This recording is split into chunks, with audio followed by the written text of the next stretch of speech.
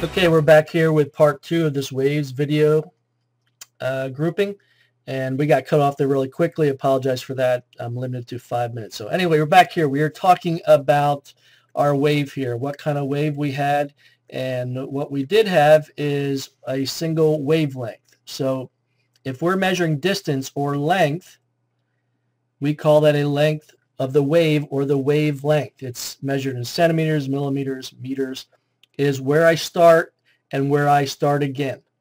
I could measure a wavelength from here to here. I could measure a wavelength from here to here. Now, if we're looking at the ocean, it's probably easiest to measure here from peak to peak because they're easy to see in the horizon. We can measure from trough to trough, I guess.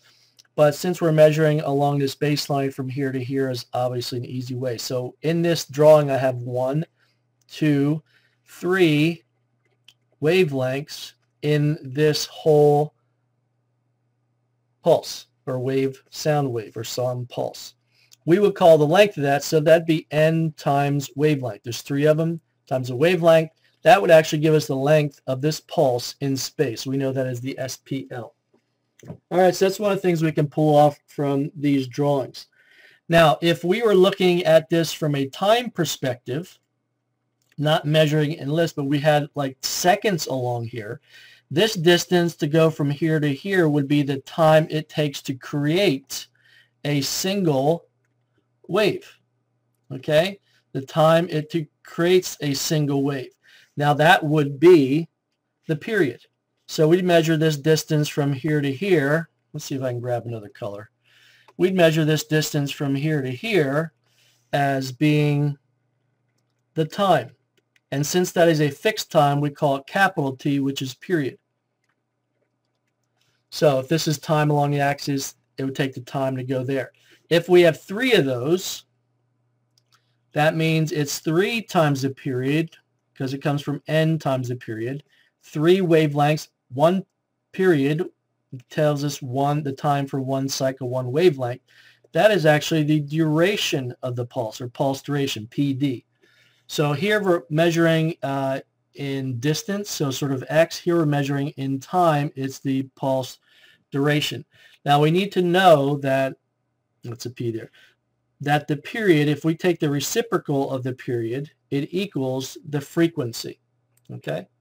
So that meaning the smaller the period gets, the less time it takes to draw one of these, the more frequently we'll see the wave. The opposite is if it takes longer to draw a wave, we have to draw a big lazy wave here, our frequency or how frequently we see them goes down. So that's a relationship there, an inverse relationship as they go up and go down. So that's sort of like on pages 12, 13, 14, 15. It talks about that.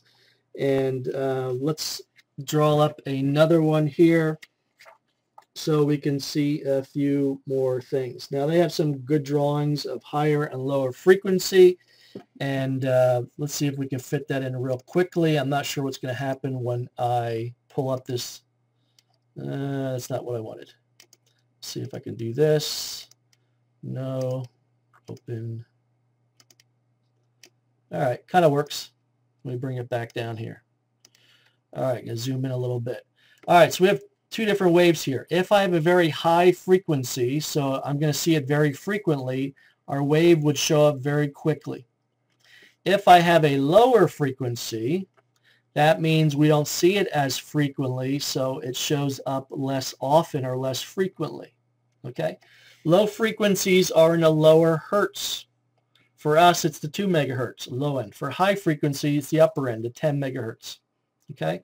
So more frequently this, but we notice that the period will go down here because of that relationship. Here, it takes longer to draw them, so the period or the time, again, the period is the time for 1 cycle or 1 wavelength, goes up. It takes longer to draw that complete wavelength there.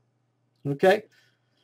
So it goes through there, and eventually on page 19, it's going to give us this equation. It's in a box in the top. Now, they have the equation actually written wrong. It should be frequency times wavelength equals velocity.